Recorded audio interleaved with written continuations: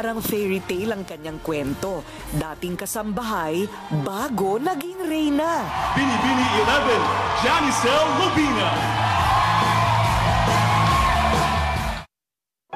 Si Janicel ang panganay sa tatlong magkakapatid.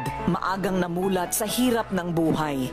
At tulad ng kanyang ina, namasukan siya bilang isang kasambahay. Nag-aalaga ng bata. Tagalinis ng bahay. Bata pa lang ako talaga, tinuruan na ako ng mama ko na mag-asikaso sa bahay. Kinagisnan ko ng maid yung mama ko. Hindi man lang sumagi sa kanyang panaginip na siya'y maging isang beauty queen. Hanggat isang araw, napansin ang kanyang ganda habang bumibili ng tsinelas. Maganda ka. Ano pangalan mo? Ako po si Janicel. Janicel. Ano pinakakabala mo sa buhay, ateng? Namamasukan po akong kasambahay kay Mrs. Cruz. Oh my... Ayan ang hinahanap ko. Huwag ka mag-alala. Isasama kita. Sa unang sabak sa beauty contest, winner ka agad. Siya rin ang nanalo bilang mutya ng Palawan. Sasali na raw ako ng Binibining Pilipinas. Malaki raw yung potential ko. Tapos naloka ako, Binibining Pilipinas, kaya ko ba yun? Ang mahinhing probinsyana nagbagong bihis at isinabak sa training camp para sa mga nangangarap na maging beauty title holder. Para ako nakakita talaga ng diamond. Kaso nga lang, katulad ng isang diamond, kailangan siyang ipolish. Noon pa man, rumampa na siya sa Bikini Open at iba pang beauty pageant. 3 taon din ang naging paghahanda ni Janicel sa Binibining Pilipinas at hindi siya nabigo. Our Binibining Pilipinas International 2015 is none other than Binibini 11, Janicel Lubina. Sarap pala ng feeling ng reyna. Lumaki rin sa probinsya ang binatang kalahok ng Pilipinas sa Mr. Universe sa Dominican Republic ngayong taon.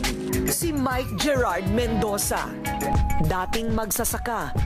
Nung bata ako, yung lolo ko nagtatanim-tanim dito. Tinry ko siya nung una, katulong ako ng lolo ko, and then eventually nagsarili na ako. Ako na yung gumawa ko ng sarili kong mga muho, yung hukay ng mga taniman. Itong 1 hektaryang lupa na yan, iyan yung dati namin sinasaka. Diyan ako katulong dati.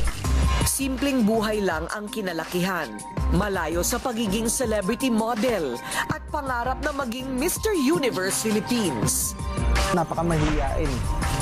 Yan po yung tipo ng batang nasa isang sulok lang, naglalaro ng siya lang mag-isa. Talaga po sa simula pa lang, tinulungan na po kami sa aming hanap buhay. Kaya talaga pong yung pagiging mabait at masunuring bata, nasa kanila naman, nasa kanya po. Nagsimulang nabuo ang tiwala niya sa sarili nang manalong Mr. Junior nung high school. Naiuwi niya ang titulong Ginoong Bulacan noong taong 2013. Higit pa sa premyo ng bawat male pageant na sinasalihan, ang tagumpay naman niya na makatapos ng kursong Hotel and Restaurant Management. 3 buwan siyang nakapag-on-the-job training sa Japan. Pagbalik ni Mike from his OJT, nakita namin yung big improvement sa kanya.